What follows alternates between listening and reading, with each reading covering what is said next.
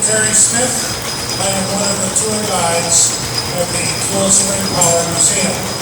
We are standing in front of the largest operating natural gas fueled single-cylinder engine in the world. It is a 1912 model Otto 175 horsepower engine. It has a 21-inch bore by 30-inch stroke. It was made by the Gas Otto Engine Company in Philadelphia, Pennsylvania, and it was manufactured in 1925 for installation in the water plant 9 miles north of here in Brookville, Pennsylvania. The engine was responsible for operating this Dean triplex pump that you see Nick Scotis up here oiling and preparing for operation. The flywheel in the middle was belted up to a centrifugal pump in the basement of the water plant, where it pumped water from the creek in Brookville up into a tank in the water plant, and then fed the water by gravity down through the various processes to treat the water, finally into the still well. And the triplex pump then moved 1.3 million gallons of water a day, 24 hours a day, 6 days a week, and pumped it to the top of the hill in the reservoir in Brookville, where it was fed to the customers. Things to note about this pump: you see the large reduction gear set is herringbone gears. The advantage of herringbone gears, they are very expensive to make, but they provide very quiet operation, and they instill no lateral forces against the operating system. They run true and smooth. You will see 3 barrel-like devices in the middle of the pump. They are the crossheads. It takes from the crankshaft at the top, the connecting rod on the crankshaft goes down into the crosshead, and the back and forth motion of the crankshaft is then straightened out into a straight up and down motion at the bottom of the crosshead, where it connects to the piston rod, which connects to the pump pistons, thereby providing no sideways or lateral forces to the cylinder on the pumping. The engine itself has some interesting features.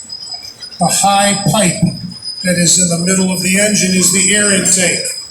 And if there were nothing else operating here, the only sound you would hear would be the on the intake of the air going into the engine. The exhaust on the other side comes out through this water-cooled elbow, goes underground to a muffler pot outside the door, and a cut-off exhaust pipe. You are encouraged to go out after the engine is started up and listen to the stack music. The engine has air start, and unlike some of the engines in the museum, it is automatic time air start with a cam on the side shaft. There is a button valve located right here, and as the cam comes around, it pushes on the button and delivers the air up to the cylinder for starting the engine. We have a fly ball governor located in the round case here, and the engine has time, has throttle governing, and has a variable intake valve where the ramp located here changes its pitch to provide more or less opening on the intake valve for the air-fuel mixture. You will see the very nicely appointed glass oil cups. Those are all original. You'll see notches in the flywheel, and those are to be able to turn the flywheel over in the event that the wheel has to be barred in preparation for starting the engine. A large spanner wrench leaning against the base of the engine will be attached to the notched ring at the back end of the cylinder, and it tightens the cylinder down to the bed plate. Every Friday afternoon, the operator up the workflow will catch that spanner wrench to the ring, and he will attach a bucket of bolts off the end of the handle. And after 8 hours bounced around, he would deem that the ring was back to factory type specifications. The engine was installed in 1925 in the Warner plant and operated until the early to mid-1940s, when it was replaced by a pair of twin Bessemer engines. In 1968, the plant led to electric pumps, and our co-founder of the museum, John Wilcox, removed the engine from the plant by himself, considering that the engine weighs 25 tons and the flywheel weighs 4.5 tons. In 1985, Paul Harvey, the other co-founder of the museum, acquired the engine, brought it to Coil Spring, and had it installed. When it cleared the concrete base, there is 60 yards of concrete in here, and the concrete extends 7 feet below the ground level. And that's the story of the engine, which is now standing in front of the largest operating natural gas fueled open crank engine in the world. Thank you for coming to us. We are all volunteer operators, and we appreciate your support. We care to give a donation to the restoration of additional engines. Our current project is up on the hill.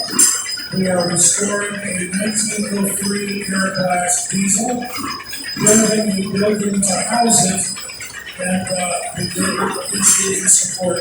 We can do that.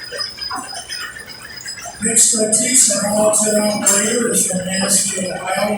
I'm from Columbus. Nicholas, can you please try to start your engine? We say try because sometimes these good engines can be entangles. What Nick will do, he will open up the compression relief. Do not roll the engine on full compression. Open the air valve. Roll the engine over. Adjust the fuel valve. Close that. Once it's ready, you will move the compression relief so that the engine is operating at full compression. And we're running. Thank you for coming today. If you have any questions, ask anybody in a red shirt.